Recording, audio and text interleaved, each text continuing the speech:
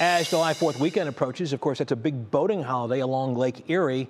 Many are aware of most of the dangers that exist while being on the water.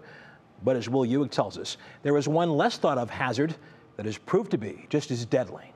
The 4th of July weekend is one of our busiest weekends out on the water. The upcoming holiday weekend draws boaters to the water in droves, all hoping to enjoy themselves and take in the fresh air.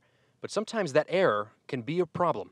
And unfortunately, because you're out in the open and people are lulled into a false sense of security because they figure nothing's going to hit them out in the open. Parma Fire Officer T.J. Martin says carbon monoxide poisoning while boating is more common than you'd think. In fact, just recently we learned it contributed to the drowning death of University of Cincinnati student and Strongsville native Allyson Sidloski. Coast Guard officers also reported high carbon monoxide levels near the boat last week, where they found 3 people unresponsive, all of whom later died.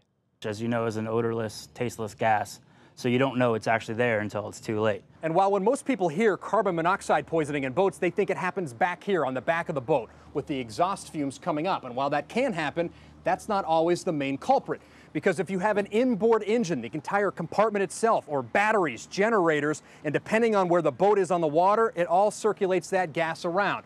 The important thing is knowing the symptoms and what to watch for. The one problem is the symptoms are a lot like being seasick. A lot like seasickness. You're not feeling good, you got a headache, you're feeling nauseous. Blurry vision, a queasy stomach or nausea. Those, again, are things associated with people being on boats, so we may misdiagnose those.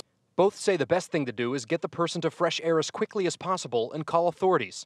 They also recommend marine-grade carbon monoxide detectors, because most of the time you don't know it's there until it's too late. Will Ujek, 3 News.